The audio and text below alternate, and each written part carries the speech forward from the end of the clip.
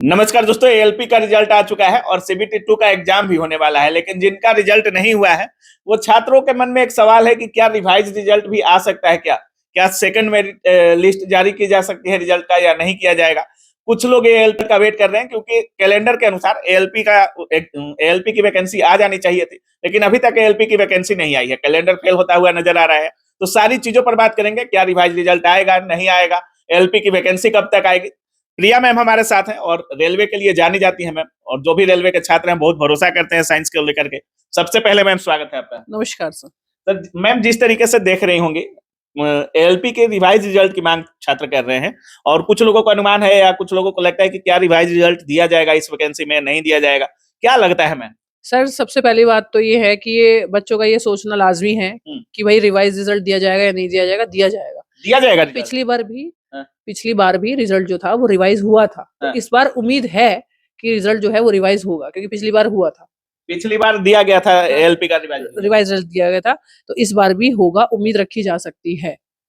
आ सकता है रिवाइज। बिल्कुल बिल्कुल सर, आ सकता है। एक चीज और है मैम, पिछली बार कैलेंडर जारी किया गया था रेलवे की तरफ से और 5500 कुछ वैकेंसी एएलपी की आई थी। उस समय लोग कह रहे थे कि बढ़ेगी ही नहीं, बढ़ेगी ही नहीं, फिर उसको बढ़ा भी दिया गया।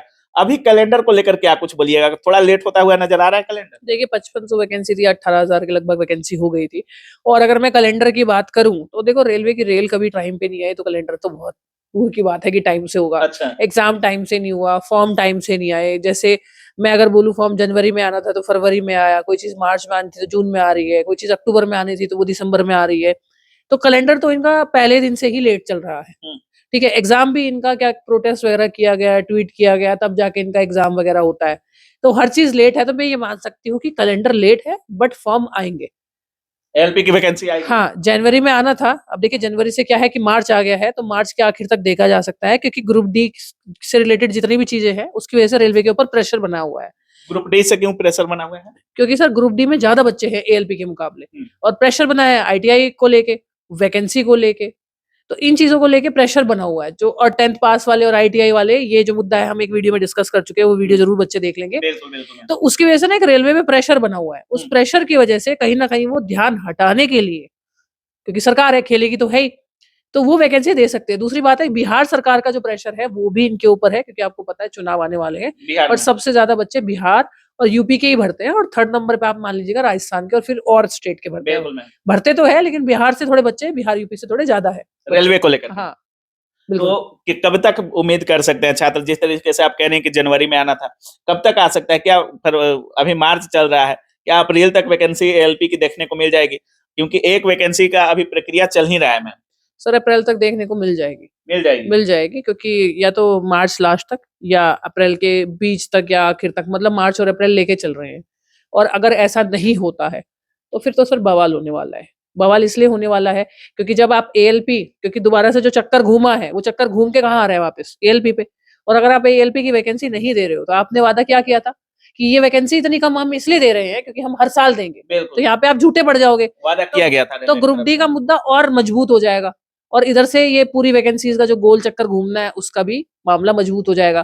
फिर ग्रुप डी के लिए भी लोग प्रोटेस्ट करेंगे वैकेंसी बढ़ाने के लिए। फिर एनटीपीसी का सर जो फॉर्म भर चुका है, उसका एग्जाम होना है, उसके लिए भी प्रोटेस्ट करेंगे।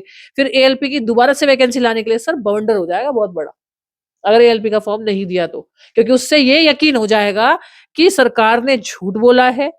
ठीक है, ये वैकेंसी फिर दोबारा 5 साल लगाएगी। वो हर साल वाला जो एक विश्वास इन्होंने दिया था लिख के, और सर ये तो इनके हर एक नोटिस के नीचे लिखा हुआ है। बिल्कुल नीचे एक लाइन लिखी हुई है कि वैकेंसी जो है वो हर साल दी जाएगी। एक लाइन लिख रखी है, कोर्ट में क्या जवाब देंगे फिर ये? जैसे मैम अभी जिनका रिजल्ट आया होगा एएलपी सीबीटी 1 का, वो छात्र तो बहुत खुश होंगे, लेकिन जैसे जिनका नहीं हुआ होगा वो तो अब नेक्स्ट वैकेंसी का वेट भी कर रहे होंगे। साइंस को लेकर रेलवे में अच्छा खासा क्रेज है मैम, और साइंस से अच्छे खासे क्वेश्चन भी आते हैं। और चूंकि इस बार देखा गया है एएलपी में खास करके कि बायो से अधिक सवाल पूछे गए थे। कुछ लोग कह रहे थे कि 5-7, लेकिन छात्र बता रहे थे, हम रिव्यू भी कर रहे थे, किसी किसी शिफ्ट में तो 12-14 क्वेश्चन, 15 क्वेश्चन भी पार कर गया था बायो से। और बायो बहुत कम लोग लाइट ले रहे थे कि बायो से 1-2 प्रश्न आएगा, 3-4 प्रश्न आएगा। क्या कुछ बोलिएगा एएलपी में साइंस को लेकर के, कैसे पढ़ना चाहिए छात्रों को साइंस? सर मैं बोलूंगी तो विवाद हो जाएगा, छीटा-छाटी हो जाएगी। विवाद क्यों हो जाएगा? विवाद इसलिए हो जाएगा ना, क्योंकि पहले ही विवादित तो हो ही रखे हैं वो लोग, उसके साथ कुछ और भी आ जाएंगे, कुछ लोग पीपीटी लगा के पढ़ाते हैं, ठीक है, कुछ लोग बोलते हैं फिजिक्स का ये आएगा, हालांकि मैं न्यूमेरिकल भी पढ़ाती हूँ।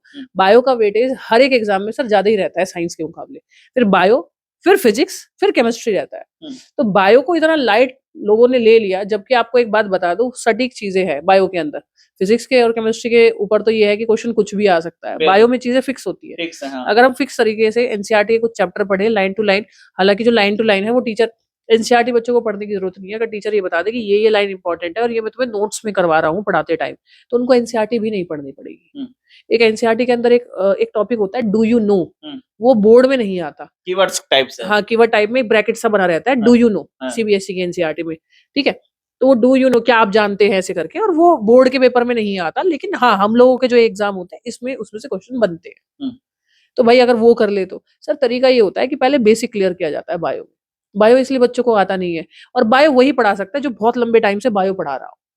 आज कोई एकदम से फिजिक्स केमिस्ट्री पढ़ा रहा हो और बायो पढ़ा दे, तो देखो मेरा जो नाम है वो साइंस बाय प्रिया मैम इसीलिए ही पढ़ा है कि मैं पूरा साइंस पढ़ाती हूँ, फिजिक्स की न्यूमेरिकल भी कराती हूँ मैं, बच्चे खुद लाइव क्लास में देखते हैं, और बायो भी पढ़ाती हूँ। तो बायो के लिए पहले बेसिक क्लियर होना चाहिए। जैसे सीधा सेल पढ़ा देते हैं लोग, अरे सेल कैसे पढ़ेगा भाई, पहले हल्की हल्की चीजें बताओ, उसके शरीर के बारे में हल्की हल्की चीजें बताओ, जिस अंगों के बारे में उन्हें पता है उन्हें हल्की हल्की चीजें पढ़ाओ, फिर सेल पे जाओ, फिर श्वसन पे जाओ। सेल के साथ रेस्पिरेशन चैप्टर करवाया जाता है। मतलब सटीक रणनीति अपनानी पड़ेगी साइंस के ऐसे नहीं कि एनसीईआरटी में जो चैप्टर दिया ऐसे उठा दिया। हार्ट के साथ में, ब्लड के साथ हार्ट कराया जाता है, डाइजेस्टिव सिस्टम पाचन तंत्र के साथ में ग्रंथि ग्लैंड चैप्टर करवाया जाता है, विटामिन जो होता है वो न्यूट्रिशन के अंदर करवाया जाता है, साथ में बीमारियां करवाई जाती है। तो हर चैप्टर का एक कॉम्बिनेशन है सर, तो कॉम्बिनेशन करवाओ। टिश्यू सबसे बाद में करवाना चाहिए क्योंकि सबसे ज्यादा टफ चैप्टर है। सबसे पहले बीच में सेल के बाद टिश्यू घुसेड़ देते हैं, बालक कहते हैं अरे यार ये क्या पढ़ा रहे हैं, उनको लगता है रट्टा है। तो ये ऐसे नहीं करना चाहिए, तरीका होता है हर एक चीज को पढ़ाने का। जैसे फिजिक्स पढ़ाने का तरीका अलग है, केमिस्ट्री पढ़ाने का तरीका अलग है, बायो भी पढ़ाने का तरीका अलग है। तीनों सब्जेक्ट अलग ही तरीके से पढ़ाए जाते हैं। टेस्ट सीरीज को लेकर क्या कुछ बोलिएगा, क्योंकि एएलपी में टेस्ट बहुत मायने रख रहा है इस समय। टेस्ट सीरीज को लेकर क्या बोलिएगा, क्या सेक्शनल टेस्ट पर ज्यादा फोकस करना है या फुल लेंथ टेस्ट पर ज्यादा फोकस करना है? सर फुल लेंथ टेस्ट पे ही फोकस करें, क्योंकि उससे क्या होता है, आपका जो टाइमिंग होता है ना कि कितने टाइम में आप खत्म कर रहे हो, वो मायने रखता है। और देखिए प्रीवियस ईयर रिपीट होते हैं, लेकिन सेम क्वेश्चन रिपीट नहीं होता, उसके जैसा रिपीट होता है। ऑप्शन वैक्शन। हाँ, साइंस में तो ये है कि अगर मैंने करा दिया तो उससे क्या है कि एनसीईआरटी से इस तरह के क्वेश्चन आते हैं, इस चैप्टर से आते हैं, इस तरह के आते हैं, उससे ये पता लगता है कि इस तरह के आते हैं, फिर कहीं से भी आ जाए, हो जाता है। चलिए लास्ट में जितने मैम देख रहे होंगे आपको छात्र, चाहे वो एलपी के हो या रेलवे के हो, क्या कुछ बोलिएगा उनके लिए? मैं तो सिर्फ इतना ही कहना चाहती हूँ कि अभी हम ना उम्मीद कर सकते हैं, तो आपस में लड़ने से बेटर है, खैर लड़ाई तो चालू हो चुकी है, आपस में लड़ने से, और ज्यादा ज्यादा सोच विचार मत कीजिए, आप सिर्फ और सिर्फ मन से तैयारी कीजिए, ठीक है। पेपर होगा, रिवाइज रिजल्ट भी आएगा, वैकेंसी भी आएगी, लेकिन इन चक्करों में आप अपनी पढ़ाई मत छोड़िए, क्योंकि रेलवे क्या करते हैं, धड़ाम से एकदम से दे देती है, फिर आप दौड़ते हो एकदम से, क्या करना है क्या करना है। तो पढ़ाई का अपना जो समय निश्चित किया आपने 6 घंटे, 8 घंटे, 4 घंटे, उसको रेगुलर रखिए आप, रेगुलरिटी मत तोड़िए। सर रेगुलरिटी रिदम टूट जाती है ना, बड़ी मुश्किल हो जाती है आने वापस। बिल्कुल, बहुत बहुत धन्यवाद। बिल्कुल सर, आपके माध्यम से बच्चों को बहुत ज्यादा हेल्प मिल रही है, और ऐसे ही वीडियोस बनाती रहिए, और किसी से डरने की जरूरत नहीं है, ठीक है। और सब टीचर आपके साथ में हैं, और प्रिया मैडम के बारे में तो जानते ही हैं सब, जिस दिन फोन करेंगे वहीं पहुंच और हमें जाएंगे। किसी से डर नहीं है मैम, और छात्रों के लिए माइक उठाए थे और आज भी वही कर रहे हैं जो किया करते थे। आप तो मीडिया है, आपसे तो पुलिस भी डरती है। बिल्कुल।